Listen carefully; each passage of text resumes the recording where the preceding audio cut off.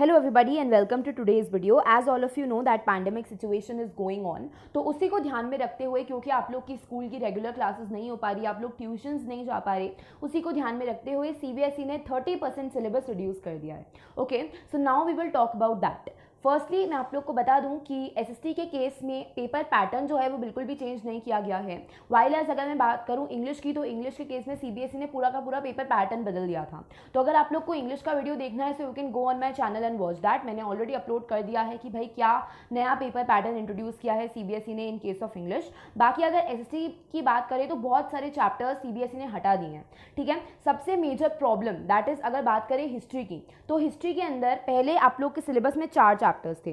ठीक है, पहले आप लोग के सिलेबस में 4 चैप्टर्स थे. That is the rise of nationalism in Europe, nationalism in India, print culture and the modern world और the making of global world और एज ऑफ इंडस्ट्रियलाइजेशन में से कोई भी एक. इस तरीके से पहले आप लोग को 4 चैप्टर्स प्रिपेयर करने थे, बट अब सीबीएसई ने इतना ईजी कर दिया है पूरा सिलेबस. सीबीएसई ने कहा कि सिर्फ 2 चैप्टर्स आएंगे हिस्ट्री में, that is the rise of nationalism in Europe और नेशनलिज्म इन इंडिया. इन दोनों चैप्टर्स के अलावा और कोई चैप्टर नहीं आएगा. Okay, I am repeating it again, इन दोनों चैप्टर्स के अलावा और कोई चैप्टर्स आप लोग के बोर्ड एग्जाम्स में नहीं आएगा.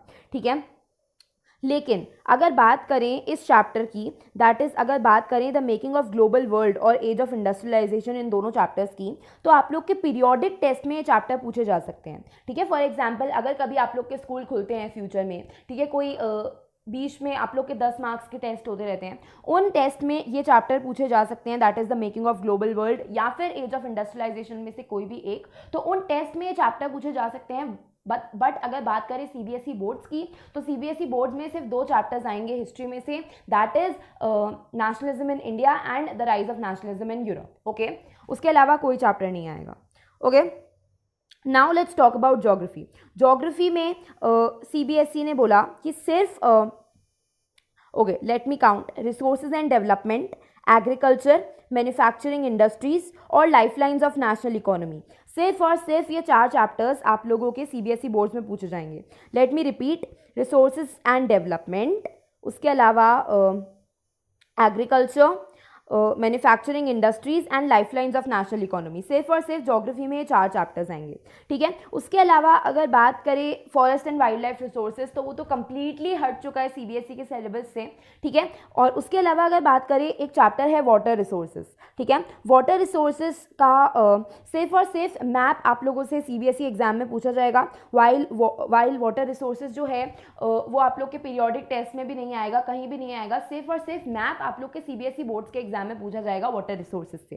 ठीक है, उसके अलावा बात करें अगर मिनरल्स और एनर्जी रिसोर्सेज की, तो मिनरल्स और एनर्जी रिसोर्सेज ये जो चैप्टर है ये भी आप लोग का कहीं नहीं आएगा, सीबीएसई बोर्ड्स में भी नहीं आएगा, पीरियोडिक टेस्ट में भी नहीं आएगा.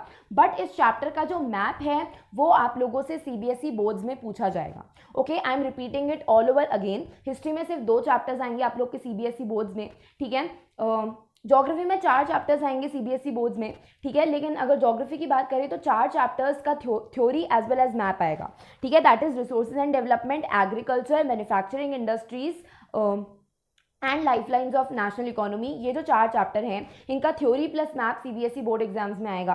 वाइल एज अगर मैं बात करूं वाटर रिसोर्सेज चैप्टर और मिनरल्स एंड एनर्जी रिसोर्सेज, ये वाले चैप्टर, इन दोनों चैप्टर्स की, तो इन दोनों चैप्टर्स के नीचे देखो ये लिखा हुआ है कि ये दोनों चैप्टर्स कहीं नहीं आएंगे, पीरियोडिक टेस्ट में भी नहीं आएंगे, बोर्ड एग्जाम में भी नहीं आएंगे. बस इन दोनों चैप्टर्स के जो मैप है वो सीबीएसई बोर्ड्स में आप लोगों से पूछे जाएंगे. ठीक है, यहाँ पर मिनरल्स एंड एनर्जी रिसोर्सेज पूरा क्यों नहीं लिखा हुआ, मिनरल्स क्यों लिखा हुआ है, क्योंकि सिर्फ मिनरल टॉपिक के जो मैप्स हैं वो आप लोग के सीबीएसई बोर्ड एग्जाम में आएंगे.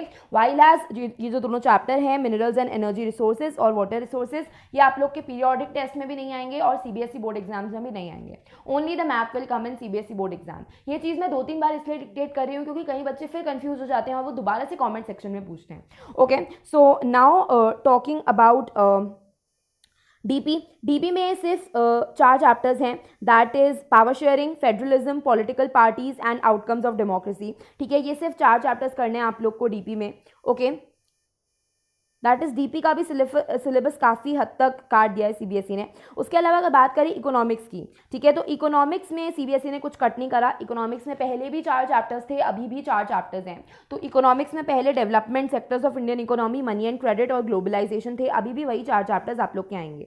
Okay, so now the thing is analysis, ठीक है, सीबीएसई ने क्यों ये सिलेबस कम किया, ठीक है, एंड अगर कम किया तो आपका इसमें क्या एडवांटेज है। नाउ पॉइंट नंबर 1, देखो, हिस्ट्री बहुत सारे बच्चों को टफ लगती है। Let me just clear it out.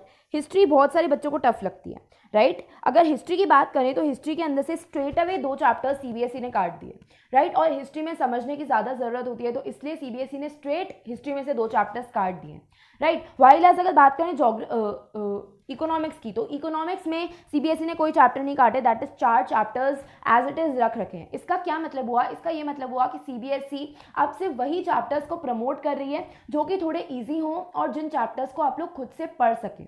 Okay, सो ये इन्फॉर्मेशन मुझे आज के वीडियो में देनी थी, राइट। उसके अलावा अभी जो सिलेबस रिलीज़ हुआ है उसके अंदर मैप भी इंट्रोड्यूस करवाया गया है। दैट इज़ उस सिलेबस में बताया गया है कि भाई मैप में से क्या क्या टॉपिक्स आएंगे। सो सबसे पहले मैं आप लोग को ब्रीफ आइडिया दे देती हूँ, you can take the screenshot और आप लोग मुझे सुन भी सकते हैं। तो अगर बात करें मैप की, तो मैप हिस्ट्री में से सिर्फ एक ही चैप्टर में से आएगा, that is nationalism in India, ठीक है। ये सारे topics you can take the screenshot, इन सारे टॉपिक्स में से मैप आएगा इन हिस्ट्री। उसके बाद अगर बात करें ज्योग्राफी की, ठीक है, तो ज्योग्राफी में से टोटल 6 चैप्टर्स में से मैप आएगा, ठीक है, टोटल 6 चैप्टर्स में से मैप आएगा। मैं चैप्टर के नाम बोल देती हूँ, resources and development, agriculture, manufacturing industries, lifelines of national economy, ठीक है। तो ओके, ज्योग्राफी का मैं दोबारा से लिख भी देती हूँ, resources and development, agriculture, manufacturing industries, I am writing it MI, ठीक है, और लाइफलाइंस। ये जो 4 चैप्टर हैं इनका थ्योरी भी आएगा और मैप भी आएगा, ठीक है। उसके अलावा अगर बात करें वाटर रिसोर्सेस और मिनरल्स, तो इनका कोई थ्योरी नहीं आएगा, सिर्फ मैप सीबीएसई बोर्ड के एग्जाम्स में आएगा, ठीक है। तो मैप के टॉपिक्स देख लेते हैं। सबसे पहले रिसोर्सेज एंड डेवलपमेंट में सिर्फ मेजर सॉइल टाइप्स का मैप आता है। वाटर रिसोर्सेज में ये कुछ डैम्स हैं, इनसे रिलेटेड मैप आता है, ठीक है। उसके अलावा एग्रीकल्चर की बात करें, सो एग्रीकल्चर में major areas of rice, wheat, उसके अलावा टी, कॉफ़ी, रबर, कॉटन, इन सब से रिलेटेड मैप आएगा, ठीक है। उसके अलावा मिनरल्स एंड एनर्जी रिसोर्सेज की बात करें तो उसके अंदर पावर प्लांट्स और ये थर्मल और न्यूक्लियर, इनसे रिलेटेड मैप आएगा, राइट। उसके अलावा